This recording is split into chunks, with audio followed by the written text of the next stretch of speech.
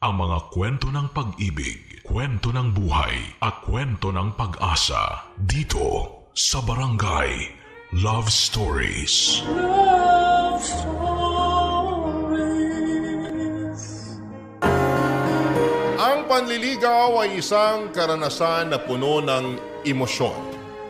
Ito rin ay pagkakataon para mas makilala natin ang ating sarili at ang ating hinahanap sa isang relasyon. Ikaw, kabarangay, naranasan mo na ba ang tamis ng panliligaw? Dear Papa Dudut, magandang araw po sa inyo. Ako nga pala si Flora at matagal na po akong taga-subaybay ng Barangay LS. Hindi ko po talaga pinapalampas ang bawat kwento tuwing alas 12 ng tanghali. At dahil po matagal na akong nakikinig at nakasuporta sa Barangay LS ay napagpasyahan ko pong ibahagi sa inyo ang kwento ko. Sana po ay tanggapin at mapili ninyo ang sulat kong ito, Papa Dudut. Isa po akong simpleng babae na nagtatrabaho bilang servidora sa isang maliit na kainan dito sa Pangasinan. Hindi po ako galing sa mayamang pamilya. Pero sa awa ng Diyos, kahit papaano ay may naipundar naman na maliit at simple na bahay yung mga magulang ko. At noong makapagtapos ako ng high school ay napilitan akong magtrabaho para matulungan ng mama at papa ko. Ako po kasi ang nag-iisang anak nila kaya't malaki ang pressure na nararamdaman ko para masuportahan sila, Papa Dudut. Hindi na po nagtatrabaho ang mga magulang ko dahil pareho na silang matanda at hindi ko po kayang makita silang nahihirapan. Kaya't ako na po ang nagsusumikap para sa amin. Bagamat maliit lang ang sahod ko, sa awa ng Diyos ay nakakaraos pa naman kami. Basta makita ko lang sina mama at papa ko na nasa maayos na kalagayan at nakakakain ng 3 beses sa isang araw, ay wala na po akong mahihiling pa. Sa trabaho ko po bilang servidora ay normal lang naman po ang takbo ng buhay ko. Paminsan-minsan ay nag-overtime pa nga ako para mas makaluwag ako. At sa kaka-overtime ko sa kainan na pinagtatrabahuhan ko ay doon ko nakilala si Kyle. Si Kyle ay isang construction worker na nagtatrabaho malapit sa kainan kung saan ako naninilbihan. Matagal na po akong nililigawan at kinukulit ni Kyle. Pero Papa Dudut, ayaw ko po talaga siyang sagutin kasi sa tingin ko ay sayang lang ang oras sa love life na yan. At mas gusto ko pong ituon ang buong atensyon ko sa trabaho at sa pangangalaga ng aking mga magulang. Ngunit ilang buwan din po akong kinulit ni Kyle na sagutin ko siya.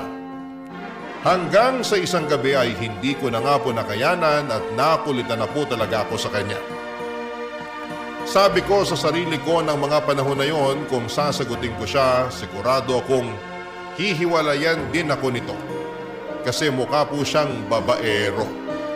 At kung sakali mang mangyari yon, at least ay hindi na niya ako kukulitin kahit kailan. At sigurado naman po ako sa sarili ko na kung sakaling maghiwalay kami ni Kyle ay hindi ako masasaktan kasi wala po akong nararamdaman na pagmamahal para sa kanya. Amoy pawis po siya, Papa Dudut, at tuwing gabi madalas siyang makipag-inuman sa kanto kasama ang mga kasamahan niya sa construction. At isa pa'y gwapong-gwapo din siya sa sarili niya. Ngunit dahil maliit lang po ang lugar namin, kahit na anong gawin kong pag-iwas sa kanya ay talagang palaging magkukrus ang landas naming dalawa ni Kyle, Papa Dudut.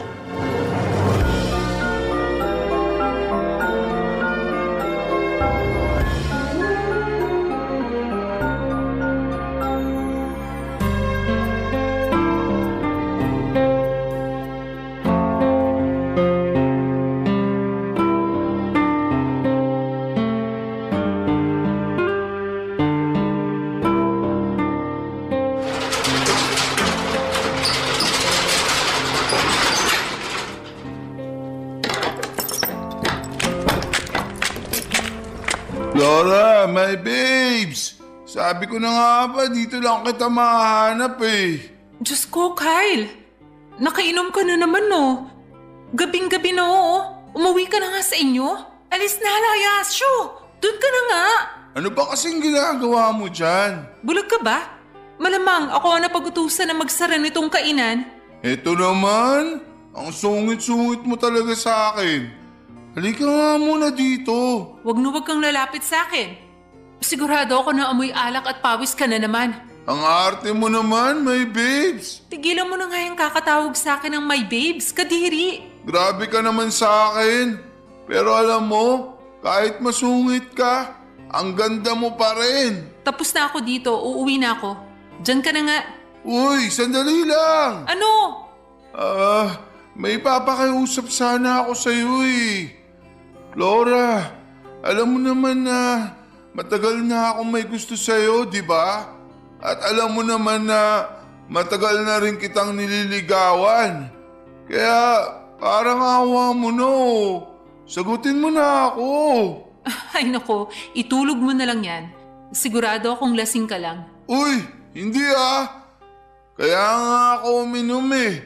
Para magkaroon ako ng lakas ng loob para sabihin ang tunay na nararamdaman ko para sa'yo. Ibang klase ka rin ano? Ginawa mo pa talaga akong dahilan. Gabi-gabi ka namang umiinom.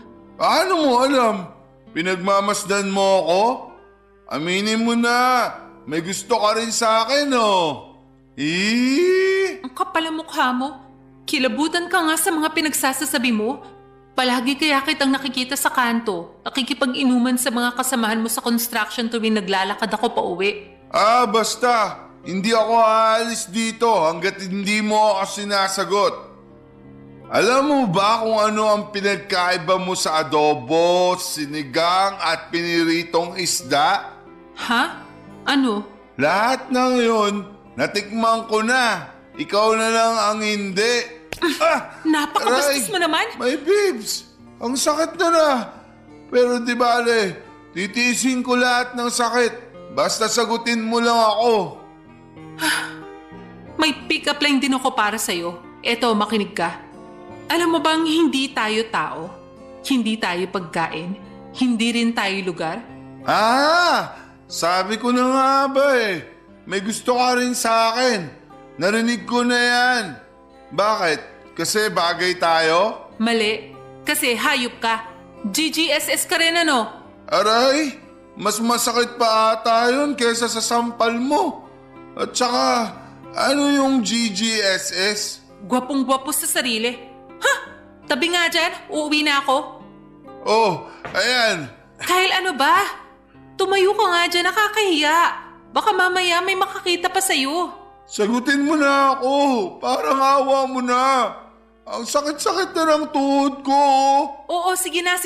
Tumayo ka na dyan. Ano? Oo na, sinasagot na kita. Sa wakas! Thank you! Payakap nga! Hoy! Bago mo ako yakapin, maligo ka muna. Sa amoy mong yan, hindi niya yata tatalab yung sabon sa'yo.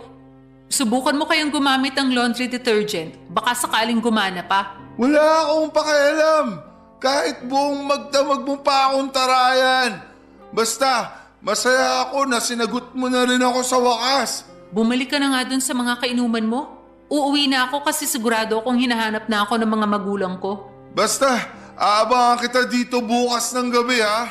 Hay nako, para may pakinabang ka, dito ka na rin kumain bukas para may benta kami. Makakaasa ka, my babes. Utang na loob, tigilan mo na nga yung kakatawag sa akin ng my babes. Napaka-jejemon mo. O sige, mahal na lang. Bahala ka dyan, goodbye. I love you, mahal! Hay nako Papa Dudut, hindi ko na natiis yung kakulitan ni Kyle at dumating na rin ang araw na sinagot ko na siya. Ang totoo niya, nakala ko ay hindi siya seryoso sa akin pero nagkamali ako kasi araw-araw niyang pinaparamdam sa akin na mahal niya ako. At in fairness na lang din sa kanya kasi simula nung sinagot ko siya ay araw-araw na siyang naliligo at hindi na siya amoy pawis. Araw-araw na din niya akong dinadalaw sa kainan na pinagtatrabahuhan ko.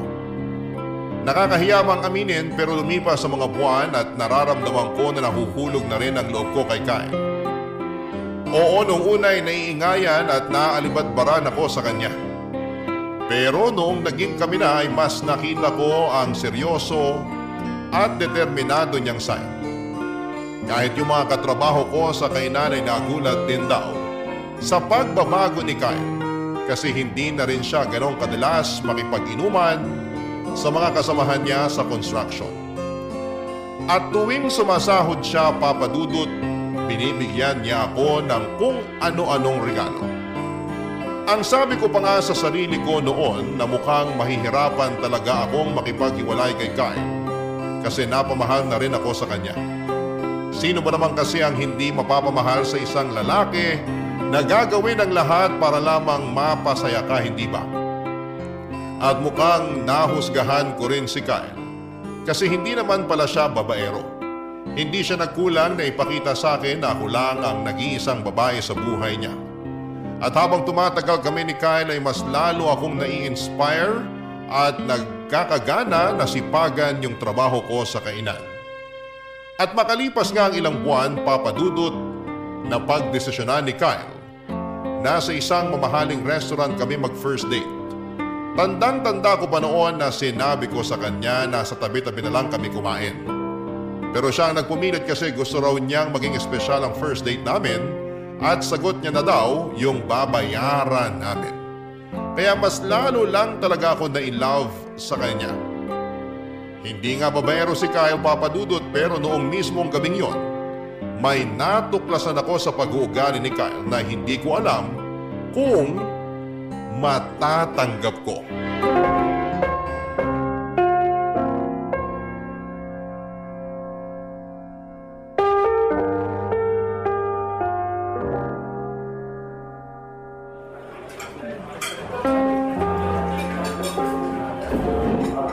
Mahal, salamat talaga at dito mo ko dinala ha. Pero ang totoo niyan, hindi mo naman kailangan gawin to eh. Ang mahal-mahal kaya dito. Sigurado ka bang kaya mong bayaran yung mga in-order natin? Oo, huwag kang mag-alala. May dala naman akong pera. Pinag-ipunan ko talaga tong first date natin. Uy, ba't mukhang naiinis ka? May nagawa ba ako masama? Wala. Nabibwisit lang kasi ako sa waiter na kumuha ng order natin. Ha? Bakit naman? Lalamya-lamya kasi. Parang bading. Hoy, hinaan mo nga yung boses mo. Baka may makarinig sa'yo. At bakit? Totoo naman ah. At isa pa, 15 minutes na tayong naghihintay sa in-order nating pagkain. Siguro kung hindi bading yung waiter natin kanina, malamang kanina pa nakarating dito yung pagkain natin. Ano ba nangyayari sa'yo, ha? Ba't mo pinagdidiskitahan yung waiter? Ang dami mo kayang in-order kanina, kaya malamang matatagalan talaga sila. Ay, umalis na lang kaya tayo dito. Maghanap na lang tayo ng ibang restaurant. Tumigil ka nga. Sigurado akong niluluto na yung in-order natin. Maghintay ka na lang dyan. Kung alam ko lang na ganito yung magiging kahihinatnan ng lahat ng to, sana hindi na lang tayo dito nagpunta. Alam mo, naninibago ako sa'yo. Ngayon lang kita nakitang ganito kagalit. Umamin ka nga. Ano ba talaga ang problema, ha? Wala. Sige na, sabihin mo sa akin. Kasi kung kikimkimin mo yan, mas lalo ka lang magagalit. Sinabi na nga wala eh. Kung hindi mo ko kakausapin na maayos, aalis na lang ako. Ipa-take out mo na lang yung mga in-order nating pagkain. Mahal, sandali lang. Wag, umupo ka muna. Sige na, sasabihin ko na sa'yo. Magsalita ka na kasi para hindi ka na nagagalit ng ganyan. Oo na. Ay, galit ako sa mga bakla. Nandidiri ako sa kanila. Diyos ko naman, Kyle. Ba't ka naman magagalit sa kanila? Wala naman silang ginagawang masama sa'yo. At isa pa, mga tao lang din sila katulad natin. Mali. Nandidiri ako tuwing nakakakita ako ng mga katulad nila. Wala na silang ibang ginawa sa lipunan kung hindi ang magkalat. Umayos ka nga. Napakamapanghusga mo naman. Eh bakit? Totoo naman ah. Nababad trip ako tuwing naririnig ko sila na nagsasalita. Nasisira ang araw ko tuwing tumatawa sila. Ayoko silang nakikita sa paligid. Alam mo, sobra ako nanghihinayang. Nanghihinayang ka saan? Diyan sa mga sinasabi mo. Oo, aaminin ko na nahulog na ang loob ko sa'yo. At kaya ako nasasaktan ng ganito kasi nagmumukha kang tao na ayaw kong mahalin. Ba't ba kamping-kampi ka sa mga bakla na yan ha? Sabihin mo nga sa akin, babae ka ba talaga? Baka bakla ka rin, ha? Sumusobra ka na, ha? Napakabastos mo. Nagkamali yata ako na sumama pa ako sa'yo. Aalis na ako. Baka kung ano pa masabi ko sa'yo. Flora, mahal! Sandali lang! Ano? Halika na, bumalik na tayo sa loob. Bumalik ka doon at kumain ka mag-isa mo? Nawala na ako ng gana. Sorry na talaga. Hindi ko sinasadya yung sinabi ko sa'yo. Nagbibiro lang naman kasi ako eh. Ito lang ang sasabihin ko sa'yo, Kyle. Yung galit at pagkamuhi mo sa mga bakla, yan mismo ang sisira sa'yo. Pasensya ka na talaga. Ewan ko ba, bata pa lang kasi ako. Nandidiri at naiinis na kasi ako sa kanila. Pwes hindi ka na bata. Alam mo na ang mali at tama. Matuto kang kontrolin yung mga emosyon mo. Lalong-lalo na kung wala namang ginagawang masama sa iyo yung tao. Oo na. Halika na, bumalik na tayo sa loob. Ipangako mo muna sa akin na magbabago ka na. Ha? Sinasabi ko sa'yo, kung hindi mo susubukan magbago, hihiwalayan kita. Oo, sige na. Susubukan ko para sa'yo. Huwag mong gawin to para sa akin. Gawin mo to para sa sarili mo. Oo na, pangako yan. Promise. Halika na. Sobra akong nagulat ng gabing yon, Papa Dudut. Hindi ko nga akalain na ang jowa ko na akala ko'y mabait at seryoso ay may matinding galit pala sa mga bakla o yung tinatawag nila na homophobic. Ang mga katulad ni Kyle ang dahilan kung bakit marami sa mga kababayan natin sa LGBTQ+ community ang nahihirapang magpakatotoo sa sarili nila. Marami sa atin ang lumaki na may mga maling paniniwala at stereotypes na ipinapasok sa ating isipan. Kaya't nagiging mahirap para sa iba na tanggapin at yakapin ang pagkakaiba-iba ng bawat isa. Lalo na sa usaping sexual na oryentasyon. Alam ko, Papa Dudut, dahil may pinsan ako na bakla na palaging kinakawawa ng papa niya. Kahit matalino at mabait ang pinsan ko na yon ay hindi ito nakita ng tatay niya. Kaya madalas siyang umiiyak at lumalapit sa akin kapag siya ay pinagmamalupitan ng tito ko. Awang-awa ako sa pinsan ko na yon kasi hindi lang siya sa bahay nakakaranas, Papa Dudut, ng diskriminasyon, kundi pati na rin sa eskwelahan. Papa Dudut, madalas siyang tinutokso at binubuli ng mga kaklase niya kahit na wala naman siyang ginagawang masama. Kaya nung malaman ko na homophobic ang jowa ko ay talagang nagulat ako at nahirapan akong tanggapin ito. Pero Papa Dudut, noong gabing yon ay nangako naman si Kyle na susubukan niyang magbago at pinanghawakan ko ang sinabi niyang yon. Kasi sa kabila ng mga pagkukulang niya, mabait naman talaga si Kyle sa akin. Hindi siya perfect, pero isa siyang mabait, maasikaso at mapagmahal na jowa.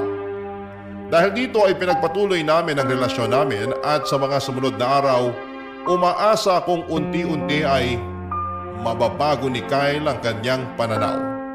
Lalong-lalo na pagdating sa mga bakla. At noong mga panahong yun ay naisip ko na siguro kung ako ang magiging gabay at kung magiging matyaga ako sa pag-iintindi sa kanya, baka balang araw ay mawala rin ang galit ni Kyle sa mga bakla at matutunan niyang tanggapin na lahat ng tao ay magkakaiba, Papa Dudut. Barangay Love Stories. Barangay Love Stories. Lumipas ang 1 taon at naging magana ang relasyon namin ni Kyle. Napansin ko na malaki na ang pinagbago niya at hindi na mabilis uminit ang ulo niya at lagi na siyang nakikinig sa mga sinasabi ko.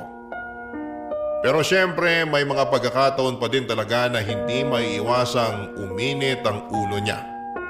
Pero patuloy ko na lang siya na pinagpapasensyahan kasi nag-improve na din naman siya kahit papaano. Papa Dudut, sobrang pinahanga niya ako kasi hindi na siya katulad ni Kyle noon na mabaho at mahilig makipag-inuman. At ang pinakamaganda pa dyan ay hindi na talaga siya umiinom. Isang malaking achievement na yon para sa akin. Lumipas sa mga buwan at napagdesisyonan din namin ni Kyle na doon na kami titira sa bahay niya. Siguro yung mga 10 minutes yung layo ng bahay ni Kyle sa bahay namin ng mga magulang ko. At talaga namang tinodo ko na ang pakikipag-live-in kay Kyle sa bahay niya kasi nasa punto na kami ng relasyon namin na kailangan na namin ng sariling espasyo. Wala na rin kasing nakatira sa bahay ni Kyle kasi namayapa na yung mga magulang niya kaya solong-solo namin yung bahay. Ang totoo nga niyan ay walang pinagkaiba yung bahay ni Kyle sa bahay namin ng mga magulang ko. Parehong mukhang nabubulok pero mas mabuti na rin to kesa sa mangupahan pa kami. At kahit nagli-live-in na kami ni Kyle ay naaasikaso ko pa rin naman ang mga magulang ko kasi tulad noong sinabi ko ay 10 minutes lang naman ang layo ng bahay ni Kyle sa bahay namin. Masaya kami ni Kyle na naninirahan sa bahay niya at tuwing Sabado ay namamasyal kami kung saan-saan para mag-relax at makapag-bonding. Yung pamamasyal namin tuwing weekend ay ang nag-iisang pagkakataon namin para magkaroon kami ng quality time para sa isa't isa.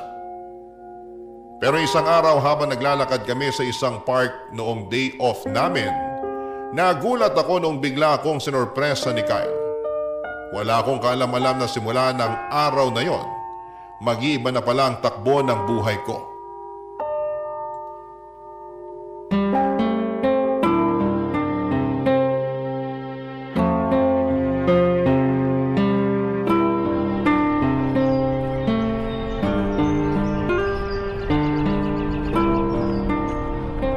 Ganda talaga dito sa park. Alam mo, sa lahat ng mga lugar na pinapasyalan natin tuwing Sabado, etong park na to ang pinakapaborito ko. Kaya nga dito kita dinala eh. Sandali lang. Mahal, ano yun? Ha? Yun oh, tumingin ka dun. Ang ganda nung ibon. Asan? Wala naman ako nakikita. Mahal, ano to? Will you marry me? Pagpasensya mo na tong singsing ha. Ito lang kasi yung kinaya ng budget ko eh. Huwag mo nga akong pinaglololo. 1 taon na simula nung naging tayo. At sa tingin ko, panahon na para magpakasal tayo. I do. Ha? Oo, pakakasalan kita. Sa wakas! Hinaan mo nga yung boses mo, nakakaya sa mga tao dito. Sorry na. Hindi mo naman kasi ako masisisi. Kasi ito na ata yung pinakamasayang araw sa buong buhay ko. Pero paaalalahanan lang kita ha. Kahit kasal na tayo, tutulungan ko pa rin sina mama at papa. Aba, syempre naman. Kailan ba ako nagkaroon ng problema dyan? Wala lang, baka kasi kapag kasal na tayo, pagbabawalan mo na akong tumulong kina mama at papa. Ganyan na ba talaga ang tingin mo sa akin? Hindi naman sa ganun. Ang totoo nga niyan, masayang-masaya ako kasi ang laki na ng pinagbago mo. Pero may mga pagkakataon pa rin na mabilis uminit yung ulo mo. Pero hindi ibig sabihin nun, ipagbabawalan na kita na tumulong sa mama at papa mo. Siguro nga, pero naaalala mo pa ba yung first date natin sa restaurant? Huwag mo na nga ipaalala sa akin yun.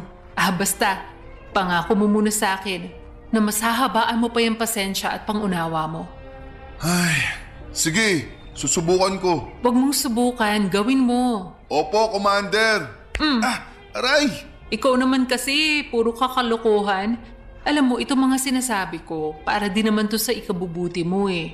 Ayaw ko kasing dumating yung araw na, alam mo na lamunin ka ng galit mo. Makinig ka sa akin, mahal. May aaminin ako sa'yo. Ay, gusto mo ba talagang malaman kung bakit galit na galit ako sa mga bakla? Sige, magkwento ka. Makikinig ako. May best friend kasi ako dati. Ang totoo nga niyan, para ko na nga siyang kapatid eh. Pinagkatiwalaan ko siya pero yun pala sila ayos siya. At ang pinakamasaklap pa dyan, sinamantala niya lang yung pagkakaibigan namin. Mahal, dapat noon mo pa sinabi sa akin to para mas naunawaan kita. Paano ko sasabihin sa'yo nagagalit ka tuwing umiinit ang ulo ko? Paano hindi iinit ang ulo ko tuwing nagagalit ka? Pero di bali na. Mas naiintindihan na kita ngayon. Pero ganito kasi yon. Hindi mo naman pwedeng idamay ang lahat ng bakla nang dahilan sa karanasan mo sa best friend mong yun. Hindi naman yata tama na yung mga bakla lang yung palaging nakakaranas ng diskriminasyon. At isa pa, hindi lahat ng bakla ay katulad ng best friend mo na yun. Ay, siguro nga tama ka. Mahal, Salamat talaga kasi pinaramdam mo sa akin na naiintindihan mo talaga ako. Ano ka ba? Wala yun. Uulitin ko. Ipangako mo sa akin na simula sa araw na to, mas lalawakan mo na yung pangunawa mo, ha? Oo, promise. Alam mo, mas lalo mo lang akong pinahanga ngayon. Ang totoo niyan, gustong-gusto na nga kitang pakasalan ka agad eh. Huwag kang mag-alala. Kasi bukas, magtatanong ako sa katrabaho ko na nagpakasal sa US. Ay sige, at bukas sa bukas, sasabihin ko na rin kina mama at papa na magpapakasal na tayo. Sigurado ako matutuwa sila. Pero sa ngayon, mag-celebrate muna tayo. Saan mo gustong pumunta? Ikaw talaga, gagastos ka pa? Okay na ako dito sa park. Huwag kang mag-alala. May ipon naman ako kahit papaano. Gusto mo bang kumain dun sa restaurant kung saan tayo nag-first date? Seryoso ka? Oo. Ba't mukhang gulat na gulat ka? Nung huli kasi tayong pumunta doon, gigil na gigil kang makaalis doon dahil sa waiter. Tapos ngayon, nagyayaya kang bumalik doon. Di ba, sinabi ko naman sa'yo na nagbago na ako. At isa pa, masarap din naman yung pagkain doon. Nagbago ka na nga talaga. Oh, halika na. Yun na nga siguro ang pinakamasayang araw sa buhay ko, Papa Dudut. Yung araw na nagaya si Kyle na magpakasal at yung nakita ko na tuluyan na siyang nagbago. Para akong binuhusan ng napakaraming biyaya noong araw na yon. At ayun na nga, Papa Dudut, pagkalipas ng ilang buwan ay nagpakasal kami ni Kyle sa Huwes. At ang sarap pala sa feeling ng ikasal. Pinaglalaroan na ata ako ng tadhana kasi nga wala talaga sa bokabularyo ko noon ng magkaroon ng jowa. Tapos ngayon ay ikinasal na ako. At hindi lang dyan natatapos ang lahat. Kasi dumating din ang araw na nagbunga ang pagmamahala namin ni Kyle at nagkaanak kami ng isang healthy baby boy. Sobrang saya ni Kyle noong nalaman niyang lalaki ang anak namin. At mas lalo pa siyang natuwa dahil kamukhang-kamukha niya ang anak namin. At lalo namang natuwa ang mga magulang ko na may apo na sila. Isa yon sa mga bagay na talagang ipinagpapasalamat ko. Kasi kahit matanda na sina mama at papa ay nagkaroon pa rin sila ng chance na makita ang apo nila. Sobrang bilis ng panahon, Papa Dudut. Kasi parang kailan lang ay karga-karga ko yung anak namin. Pero ngayon ay nasa high school na siya at sa awa ng Diyos ay nakayanan namin ni Kyle ang pagpapalaki sa kanya. Aminin ko sa inyo na may mga pagkakataon na nalubog kami sa utang dahil sa hirap ng pagpapalaki sa anak namin. Pero sa kabila ng lahat ay kinakaya naman namin. Lagi ko ring ipinapayo sa anak ko na mag-aral ng mabuti para magkaroon siya ng magandang kinabukasan. At nagpapasalamat kami kay Lord kasi sobrang bait at talino ng anak namin. Pero Papa Dudut, habang tuwang-tuwa ako sa anak ko ay unti-unti kong napapansin na parang kabaligtaran naman ang pinapakita ni Kyle. Isang araw habang nasa eskwela ang anak namin ay napansin ko na medyo namumula si Kyle at parang sasabog siya sa galit. Kaya naman minabuti ko na siyang kausapin at itanong kung ano ba talaga ang nangyayari sa kanya, Papa Dudut.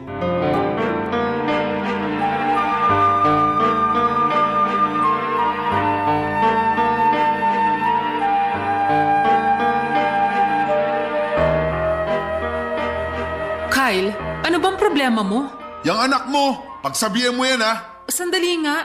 Pag-usapan natin to na maayos. Maupo ka nga muna dito. Ay, hindi ko na gusto ang nakikita ko dyan sa anak mo. Ano ba kasi talaga ang problema? Paano kita maiintindihan kung bigla-bigla ka nalang nagagalit dyan? Yang anak natin habang tumatagal, napapansin ko na mas lalong lumalambot. Ang sagwa tignan. Kamukha ko pa naman yung batang yun. Nakakahiya. Yan lang ba ang pinoproblema mo? Oo, bakit? Akala ko ba nagbago ka na? Nagbago na naman talaga ako ah. Ang hindi ko lang talaga matanggap ay kung bakit sa anak pa talaga natin nangyayari to. Kung sakali mang bakla ang anak natin, hindi kabawasan yun sa pagkatao niya. At hindi yun kabawasan sa atin bilang mga magulang niya. Madali lang sa'yo ang sabihin yan kasi hindi naman ikaw ang pagtatawanan ng mga tao. kung sakaling bakla nga yung anak natin. Ako ang pagtatawanan ng lahat ng tao. At ba't mo iisipin yung tingin ng ibang tao? Bakit? Sila ba ang nagpapakain sa atin? Wala namang ambag sa buhay natin yung mga yan Wala ka na ba talagang kahihiyan? Basta. Sabihan mo yung anak mo na magbago na siya. Kung hindi, tatamaan sa akin yan. Kung meron man dito ang dapat na magbago, ikaw yun. Napakamapanghusga mo. Nagwawala ka na dyan. Ni hindi mo pa nga tinatanong o kinakausap yung anak mo Tatanungin? Kakausapin? Para saan pa? Para mauwi lang sa dramaan yung usapan namin. Hindi. Pagka-uwi niya galing sa eskwela, papaluin ko yan hanggang sa magtanda. Huwag na huwag kang magkakamali na gawin yan. Sinasabi ko sa'yo, ako ang makakalaban mo. Kaya nagkakaganyan yan kasi kinukonsinti mo. At kaya ka nagkakaganyan kasi ang liit ng utak mo. Hindi ka marunong umintindi. Yung galit mo lang ang pinapairal mo. Flora, sa lahat ng tao, ikaw ang nakakaalam kung bakit galit na galit ako sa mga bakla. Ang totoo niyan, wala na naman akong problema sa mga bakla Pero yung makita ko yung nag-iisa kong anak na unti-unting nagiging bakla, malaking problema sa akin yun. Hindi ako naniniwala na wala ka ng problema sa mga bakla. Kasi kung totoong natanggap mo na sila, hindi ka magkakaganyan ngayon. Utang na loob! Ba't mo ba kasi ako pinipilit na tanggapin sila? Hindi sa pinipilit kita na tanggapin mo sila. Yung sa akin lang naman, kung hindi mo sila matanggap sa kung ano sila, sana naman respetuhin mo pa rin sila bilang tao. Alam mo, napapaisip na nga ako Siguro kasalanan mo ang lahat ng to. Nung buntis ka, pinaglihi mo ba yung anak natin sa bakla? Hayop ka! Kung nahihirapan kang tanggapin ang anak natin, pwes ako tatanggapin ko siya ng buong buo. Ibibigay ko sa kanya ang pagmamahal na hindi mo kayang ibigay sa kanya. At sa inyong dalawa, mas pipiliin ko ang anak natin. Asawa lang kita, Kyle. Pwedeng-pwede kitang palitan kung kailan ko gusto. Mahal, I'm sorry. Yung sa akin lang naman. Ayoko na minamalit at kinukutsa yung anak natin. Sana naiintindihan mo ko. Kung merong mang dapat umintindi at umunawa sa anak natin, tayo yun. Anong klase mga magulang tayo? Kung tayo lang din ang unang huhusga sa kanya. Kaya naman, sana naman matutunan mong tanggalin yung puot at pagkamuhi mo sa mga taong iba sa atin. Hindi mo ba nakikita? Unti-unti mong sinisira ang pamilya natin ang dahil sa galit mo na yan. Promise, magbabago na talaga ako. Ito na yung huling beses na pag-uusapan natin to, ha? I love you. Siguraduhin mo lang talaga na magbabago ka na. Kasi kung hindi, pinapangako ko sa'yo na lalayasan ka namin. Asawa lang kita, Kyle. Inuulit ko. Pwedeng-pwede kitang palitan kung kailan ko gusto. Pero yung anak ko nag-iisa lang yon. Seryoso ka talaga? Ipagpapalit mo ako? Oo! Ipagpapalit kita sa foreigner. Ganun ha? Ha? Ano ba, Kyle? Tigilan mo na nga yan. May kiliti ako dyan. Ano ba? Eto naman, pinapatawa lang kita. Huwag mo naman ako ipagpalit Hindi ko kakayanin kung mawawala ka sa akin. Ang tagal kaya kitang niligawan. Oo. At ako naman tong tanga, nagpadala ako sa scam mo. Uy, grabe siya. Pero seryoso, sana mahalin mo yung anak natin higit pa sa pagmamahal na binibigay mo sa akin. Ipangako mo rin sa akin na tatanggapin mo yung anak natin ng buong buo. Oo na. Totoo ba? Oo, pangako yan. At pwede bang tigilan mo na nga yung pagwawala mo? Nagmumukha kang gorila tuwing nagwawala ka May gorilya ba na ganito kagwapo? Kapal na mukha mo. Hanggang ngayon, gwapong-gwapo ka pa rin sa sarili mo. Diyan ka na nga, magluluto pa ako. Hindi ko po akalain na hanggang ngayon ay hindi pa rin nawawala ang pagkamuhi ni Kyle sa mga bakla. Kaya nang umuwi na ang anak namin galing eskwela ay minabuti kong kausapin siya at doon ko nalaman at na-confirm na may nararamdaman nga siyang kakaiba sa kapwa niyang lalaki. Pero hindi ko po ito sinabi kay Kyle kasi baka magwala na naman siya. Sa kabila ng lahat ng ito ay palagi ko pa rin sinasabi kay Kyle na kailangan niyang lawakan ang kanyang pag-iisip at huwag magpadala sa galit. Talaga pong naguguluhan ako ng mga panahong yon. Sa totoo lang ay wala akong problema kung ang anak ko ay bakla. Tanggap na tanggap ko po siya ng walang pag-aalinlangan. Ang hindi ko lang po matanggap ay kung paano magalit si Kyle. Aaminin ko po na mabait ang asawa ko sa akin at sobrang sweet niya. Pero kapag nagagalit siya, medyo nakakatakot. Kaya sinabi ko kay Kyle na okay lang magalit siya sa harapan ko. Basta wag na wag niya lang idadamay ang anak namin. Sinabi ko rin na kung may gagawin siyang masama sa anak namin, talagang hindi ko yon matatanggap at iiwanan ko na talaga siya. At sa awa ng Diyos ay mukhang nakinig naman si Kyle at pinakitunguhan niya ng maayos ang anak namin. Pero unti-unti ring napansin ng anak namin na medyo lumalayo ang loob ng tatay niya sa kanya. Kaya ang ginawa ko na lamang, ako ang bumabawi sa anak ko at ako ang nagpupuno sa lahat ng pagkukulang ni Kyle. Para kahit papaano ay hindi maramdaman ng anak namin na may kulang sa kanya, Papa Dudut. Barangay Love Stories. Barangay Love Stories. Hindi ko na ulit nakitang umiinit ang ulo ni Kyle at ako naman ay abala pa rin sa pagtatrabaho at pag-aasikaso ng bahay. Pero Papa Dudut, habang tumatagal ay mas lalo ko lang napapansin na lumalayo na ang loob ni Kyle sa anak namin. At kahit na anong gawin, ang anak ko ay mas lalong nagiging malinaw na nandidiri at naiilang na si Kyle sa sarili niyang anak. At ang totoo niya ay naaawa na rin ako sa anak ko kasi mas lalo ko nang nahalata na nangungulila siya sa pagmamahal ng isang ama. May isang beses na kinausap niya ako at ang sabi niya sa akin na naiinggit daw siya sa mga kaklase niya kasi maganda daw ang relasyon nila sa mga tatay nila. Kaya gabi-gabi ko po talagang ipinagdarasal na sana'y dumating na yung araw na magkaayos na yung mag-ama. Na sana'y dumating na yung araw na maramdaman ng anak ko na buo at kumpleto ang pamilya niya. Kaya nagkaroon ako ng plano para mawala na yung ilangan sa pagitan ng mag-ama ko. Isang gabi ay kinausap ko si Kyle at sinabi ko sa kanya na siguro'y panahon na para kausapin niya yung anak namin. Kasi kapag kinausap niya ito ay baka mas tumibay yung relasyon nila bilang mag-ama. At bago nag-usap yung mag-ama ko ay sinabi ko kay Kyle na dapat ay lawakan niya yung pag-iisip niya at unawain niya yung anak namin. At mukhang sumang-ayon naman si Kyle sa sinabi ko. Noong nag-usap na ang mag-ama ko ay dumiretso na muna ako sa kusina para magluto. Pero Papa Dudut, mukhang nagkamali ako sa plano ko na ito. Hindi naging maganda ang pag-uusap nila ng anak ko. At sa halip na maging solusyon ay nagbigay pa ito ng mas matinding alitan sa pagitan nila. Natutunan ko na kung minsan kahit na ang pinakamaganda na intensyon ay maaaring magdulot ng mas malaking problema. At ang tunay na solusyon ay maaaring hindi laging ayon sa plano, Papa Dudut.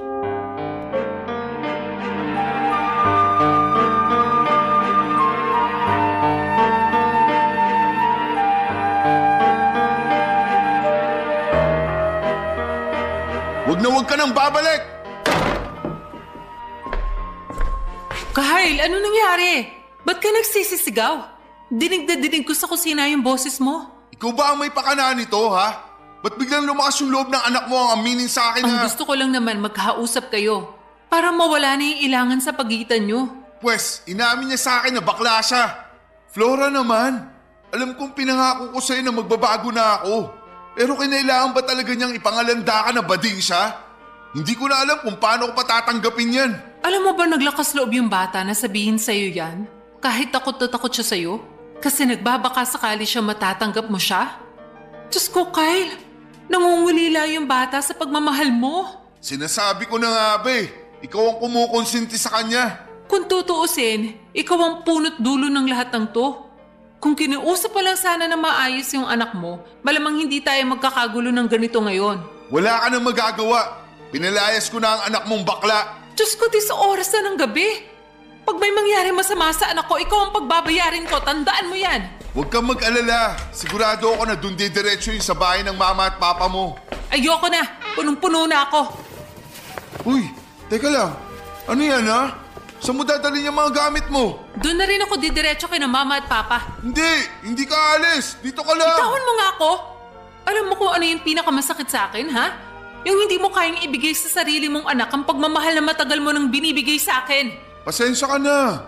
Pero hindi ko talaga matatanggap yung anak mong bading. Yan! Para yan sa anak ko. Wala siyang ginawa sa'yo para kamuhiin mo siya ng ganito katindi. Meron! Yung pagiging bading niya. Sapat na rason na yun para kamuhian ko siya. Umasa ako na magbabago ka. Umasa ako na dadating ang araw na lalawakan mo na yung isip mo. Pero nagkamali ako. Mukhang wala ka na talagang pag-asa. Gusto mo lumayas? Teka lang. Oh, eto pa ang mga gamit mo. Kunin mo na yan. Lumayas ka at samahan mo yung anak mong bakla. Mas gugustuhin ko pang mag-isa sa buhay kaysa sa makasama ko yung anak mong bakla. At yung nanay niyang wala nang ibang ginawa kung hindi ang konsentihin ng kabaklaan ng anak niya. Alam kong hindi maganda yung naging karanasan mo sa best friend mo noon. Pero sabihin mo sa akin, hanggang kailan mo dadalhin yung bigat at puot ng karanasan na yun? Hindi mo pa talaga nakikita na unti-unti ka nang sinisira ng galit mo? Utang na loob, Kyle. Magbago ka na. Ibili mo na rin kaya ng palda at lipstick yung anak mo. Total, kinokonsente mo naman. Bah, lubos-lubusin mo na. Manahimik ka kung ayaw mong bigyan ko ng kambal yung sampal ko sa'yo kanina. Naging mabuting anak siya sa atin. Ang taas-taas nga ng grades ng bata. At tuwing nasa trabaho tayo, siya yung nag-aasikaso sa mga gawaing bahay dito. Mismo! Yan mismo ang dahilan kung bakit lalamya-lamya yung anak mo na yun. Pinaglilinis mo siya dito sa bahay imbis na pinaglalaro mo ng basketball kasama yung mga kaibigan niya. Malala ka na! Pinapangako ko sa'yo na ito na yung huling araw na makikita mo ako. Tapos na ako sa pagiging asawa mo. At yung anak mo, huwag kang mag-alala. Kasi simula sa araw na to, ipagkakait ko na siya sa'yo. Ayokong dumating ang araw na masaktan mo pa siya. Yan, tama yan. Siguraduhin mo na hindi ko na makikita ang pagmumukha ng batang yon.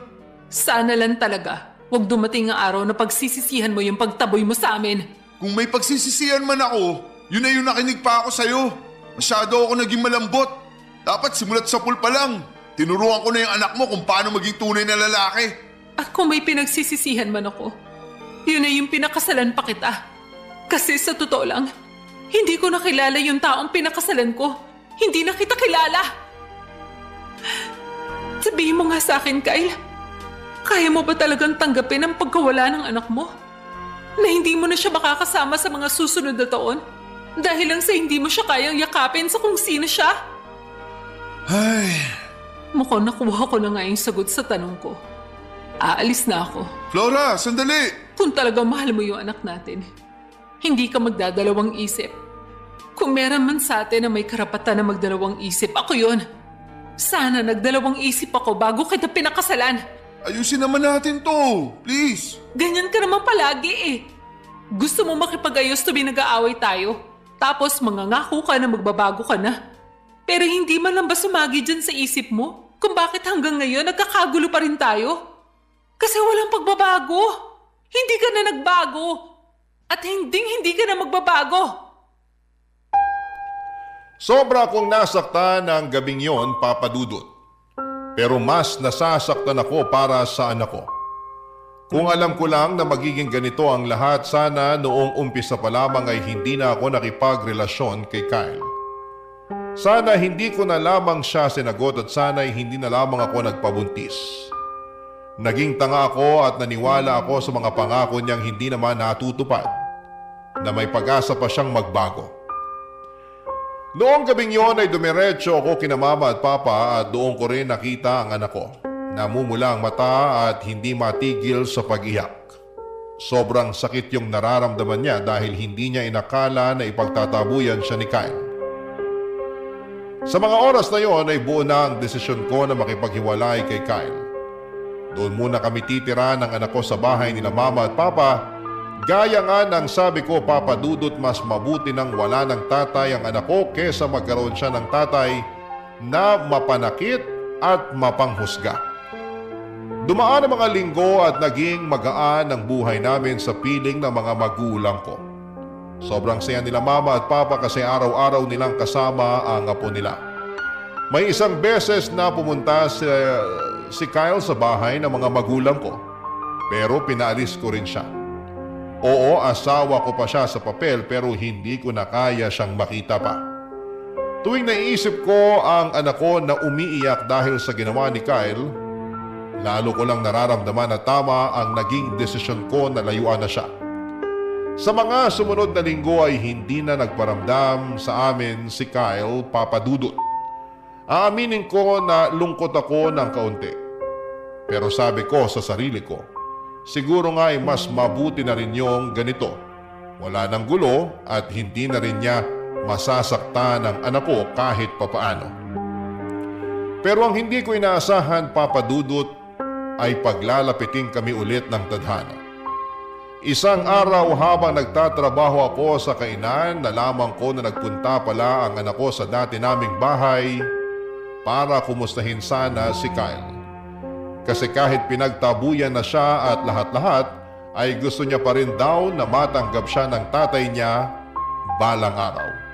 At noong nakarating siya sa bahay ay doon niya natuklasan na nakabulagta si Kyle sa sahig. Napagalaman din namin na si Kyle pala ay may sakit sa puso. At pagkatapos ng duty ko ay hinakayat ako ng anak ko na dalawin ko daw si Kyle sa ospital. Kaya pinauwi ko na yung anak ko at ako na mismo ang pumalit sa kanya sa ospital, Papa Dudut.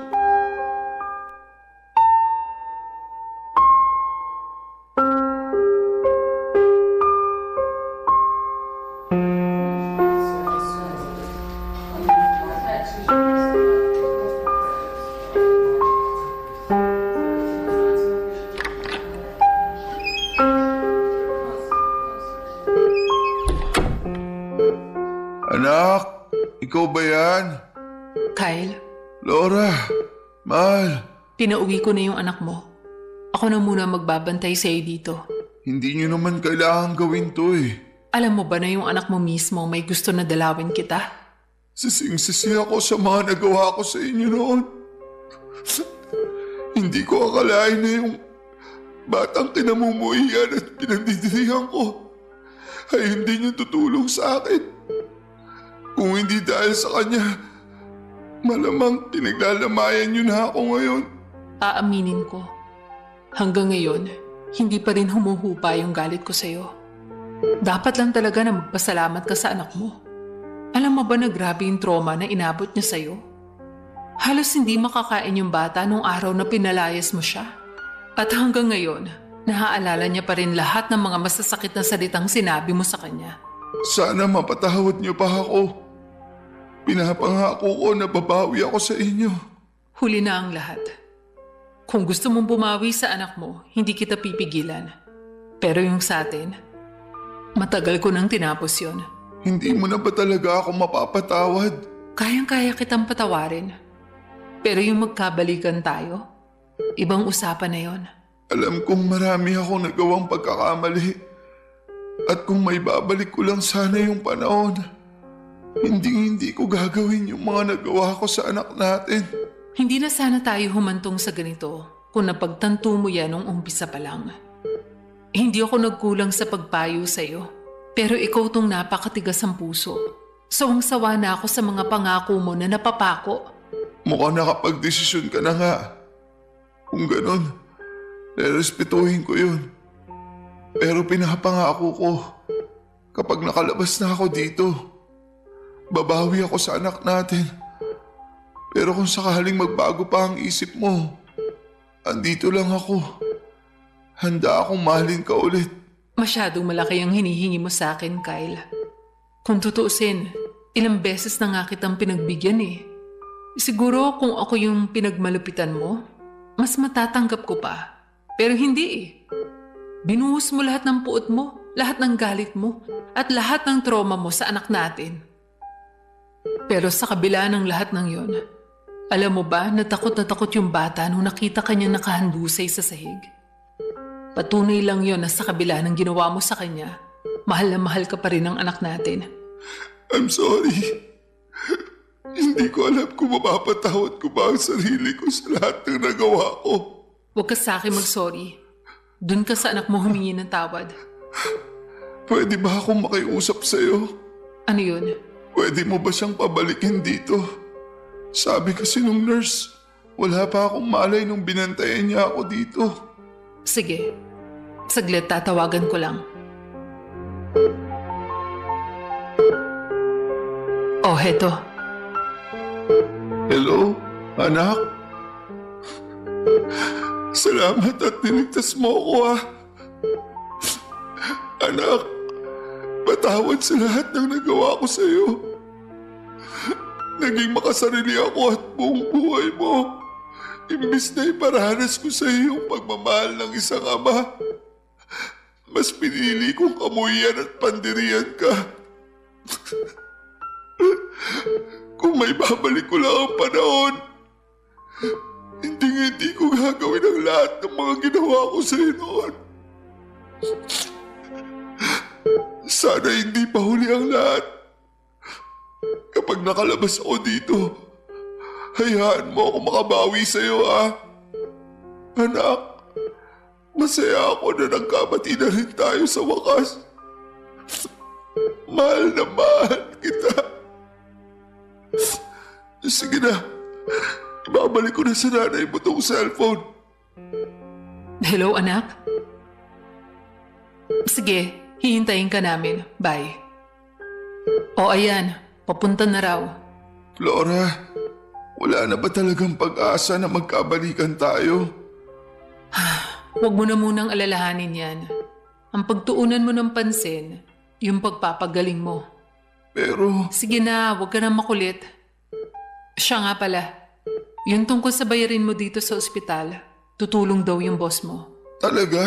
Oo, tinawagan ko yung boss mo kanina. At sila na daw yung bahala sa mga gastusin mo dito sa ospital. Mabuti naman kung ganon. Ngayon na wala ka nang poproblemahin, siguraduhin mo lang na babawi ka sa anak ko kapag nakalabas ka na dito. Panigurado yan. Tuluyan na ngang nagkabati ang mag-ama ko noong araw na yon, Papa Dudut. Pero hindi na muli kaming nagkabalikan ni Kyle at sa kabila ng lahat ng nangyari ay wala akong pinagsisihan sa desisyon ko. Ang priority ko ngayon ay ang anak ko at ang mga magulang ko. Kung sakali man na magkaroon ako ng panibagong asawa, sana yung taong tatanggapin at mamahalin ang anak ko ng buong buo. Walang labis, walang kulang. Pero ang totoo ay hindi ko alam kung kailan pa mangyayari yon. Kasi wala naman akong pera para sa pang-annulment. Pero okay lang sa akin ang ganitong buhay na kahit na wala akong katuwang sa buhay, at least, nandiyan naman ang anak ko at ang mga magulang ko. Sapat na po sa akin yon. Sa puntong ito ay nagpapagaling pa rin si Kyle at patuloy siyang dinadalaw ng anak namin tuwing wala itong pasok. Masaya na ako na maayos ang relasyon ni Kyle sa anak ko. At nagpapasalamat talaga ako na sagot na ng boss ni Kyle lahat ng mga bayarin sa ospital. Mabuti na lamang po talaga at matagal nang nagtatrabaho si Kyle sa boss niya na yon. Kaya hindi ito nagdalawang isip na tulungan siya noong nasa ospital siya. Mabait pa rin talaga ang Diyos. Kasi kung hindi dahil sa boss ni Kyle, ay hindi ko talaga alam kung saan ako kukuha ng pera na pambayad sa ospital. Siguro ay marami sa mga kabarangay ninyo ang magagalit kung bakit hiniwalayan ko si Kyle habang nagpapagaling pa siya. Pero hindi nyo rin naman ako masisisi. Kasi ang iniisip ko na ngayon ay ang kapakanan ng anak ko. Kahit nagkapatawaran na kami, yung mga sugat na idinulot ni Kyle ay nananatili pa rin. Siguro ang maipapayo ko lang sa mga nakikinig ngayon, lalo na sa mga magulang, ay mahalin ninyo ang inyong mga anak at tanggapin ninyo sila ng buong buo. Dahil hindi lahat ng magulang ay deserving na magkaroon ng anak, pero lahat ng anak ay deserving na magkaroon ng magulang na magmamahal at mag-aalaga at iintindi sa kanila. Papa Dudut, hindi ko rin alam kung masaya o malungkot ba ang ending ng kwento ng buhay ko. Pero siguro, ang mga kabarangay ko na lang ang bahalang maghusga. Nagpapasalamat po ako na binigyan ninyo ako ng pagkakataon na ibahagi ang kwento ko sa inyo. Maraming salamat po and more power sa inyong istasyon sa Barangay LS. Ang inyong forever kapuso at kabarangay, Flora. Ano ang masasabi mo sa ating Barangay Love Stories today? Aabangan namin yan sa aming comment section.